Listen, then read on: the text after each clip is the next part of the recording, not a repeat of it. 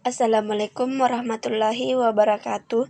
Saya Rizka, NIM 202121050058 dari kelas SI 302 akan menjelaskan tugas MIT tentang proposal pengembangan sistem ojek online dari mata kuliah Analisis dan Perancangan Sistem dengan dosen pengampu Ibu Marwa Sulehu Skom Mkom. Gambaran umum.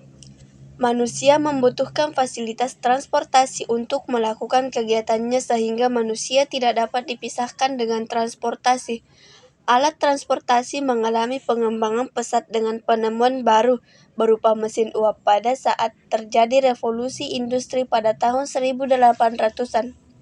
Ojek online merupakan salah satu moda transportasi umum di Indonesia yang menggunakan kendaraan roda 2 atau motor. Ojek masih merupakan alat transportasi yang belum diakui keberadaannya atau tidak resmi. Ojek banyak digunakan di kota-kota besar untuk menghindari kemacetan, karena kelebihannya yang memiliki ukuran kecil sehingga dapat melintas di sela-sela kemacetan di kota. Dengan ukurannya yang kecil, ojek dapat menjangkau lingkungan padat yang tidak dapat dilalui oleh kendaraan lain, seperti halnya mobil. Seiring dengan perkembangan teknologi yang kian maju, ojek pun mengalami perkembangan. Dengan adanya smartphone dengan berbagai aplikasi yang ada turut mempengaruhi cara ojek untuk mendapatkan penumpang atau konsumen. Saat ini, ada beberapa perusahaan yang mengembangkan aplikasi smartphone yang ditujukan untuk memesan layanan ojek online. Layanan ojek online tidak hanya membantu penumpang untuk mendapatkan ojek, tetapi turut membantu ojek itu sendiri.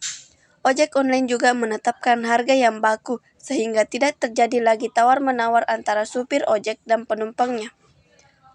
Saat ini sudah banyak perusahaan yang bergerak di bidang ojek online. Layanan ojek online tidak sebatas untuk mengantar penumpang saja. Bahkan ada layanan ojek online yang dapat melayani pesanan baik makanan maupun barang. Adapun definisi masalah. Yang pertama, ada waktu kerja tidak tetap. Yang kedua, tarif ongkos semakin naik. Ketiga, berkurangnya pelanggan. Dan yang keempat, pelanggan harus menunggu driver. Analisis kelemahan sistem lama. Yang pertama, ada performance. Sistem lama memerlukan waktu yang lama terhadap penumpang karena penumpang harus melakukan pencarian atau menunggu pengemudi di pinggir jalan atau di pangkalan ojek sehingga pemrosesan pencarian penumpang akan memakan banyak waktu. Di sistem lama ini juga memberatkan baik driver maupun penumpang karena mereka harus datang langsung ke pangkalan ojek. Yang kedua, information. Sistem yang lama masih melakukan pencarian antara driver dan penumpang dengan tidak menggunakan perangkat lunak atau manual, menyebabkan proses berlangsung lama. Dan yang ketiga, ekonomi. Di sistem yang lama, pada ojek online biaya yang dibutuhkan cukup besar. Yang keempat, kontrol. Pada sistem yang lama, proses pencarian pengemudi secara langsung akan sulit melakukan kontrol karena banyaknya orang-orang yang berpenampilan seperti driver ojek online yang memungkinkan penumpang tertipu. Dan yang kelima, efisiensi. Di sistem yang lama, proses pencarian driver atau penumpang secara langsung kurang maksimal atau efisien karena perlu melakukan pencarian di tempat-tempat pangkalan ojek secara langsung sehingga memakan waktu yang banyak. Yang keenam, service. Di sistem yang lama, sering terjadi komplain atau kritik secara langsung dari penumpang terhadap driver karena terlalu lama menunggu driver dan juga pelayanannya kurang bagus. Analisis kebutuhan sistem. Ada kebutuhan fungsional. Di kebutuhan fungsional ada sistem yang sedang berjalan, seperti memilih orderan yang diinginkan. Yang kedua, memberikan informasi lokasi dan tujuan yang tepat sesuai data yang dimasukkan. Yang ketiga, menelusuri atau mencari driver terdekat. Yang keempat, mengetahui titik letak atau lokasi driver di perjalanan. Yang kelima, melakukan transaksi atau pembayaran. Yang kedua ada sistem requirement. Yang ke-A, bagian A, sistem Gojek atau pihak internal. Yang pertama, sistem dapat memberikan informasi lokasi yang tepat sesuai data yang dimasukkan. Yang kedua, proses memberikan informasi kepada driver yang terdekat dari user. Yang ketiga, proses memberikan informasi biaya. Yang keempat, proses login. Yang kelima, proses pemberian rating kepada driver. Bagian B, pihak Gojek atau driver. Yang pertama, menerima pesanan dari pelanggan.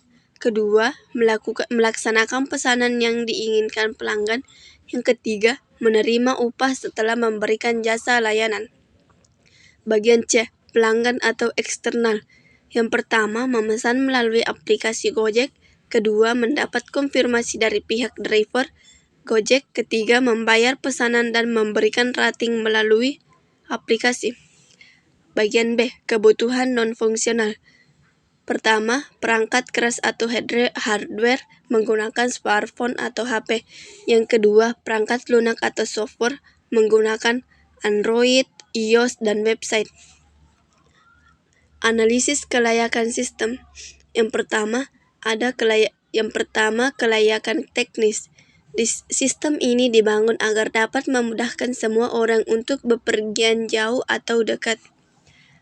Sekarang ini driver atau pelanggan tidak perlu lagi pergi mencari di pangkalan ojek karena sudah bisa diakses atau dipesan lewat aplikasi ojek online. Hal ini juga tidak memakan waktu yang banyak karena sudah tersedia di handphone. Informasi driver dan pelanggan akan sangat mudah dikenal karena sudah terdaftar di salah satu akun aplikasi ojek online sehingga sulit untuk melakukan kesalahan. Yang kedua, ada kelayakan sumber daya. Penerapan dan pengembangan sistem yang baru membutuhkan sumber daya, khususnya sumber daya manusia atau SDM, yang mampu mengoperasikan sistem tersebut. Yang ketiga ada kelayakan hukum. Sistem yang diusulkan tidak mengandung materi yang berisi hal-hal yang melawan hukum seperti pornografi, kekerasan, dan lain-lain. Perangkat lunak yang digunakan diusahakan perangkat lunak yang berlisensi ataupun kalau tidak memungkinkan akan dicari perangkat lunak open source yang berlisensi publik. Sekian dari saya, lebih dan kurangnya mohon dimaafkan dan terima kasih.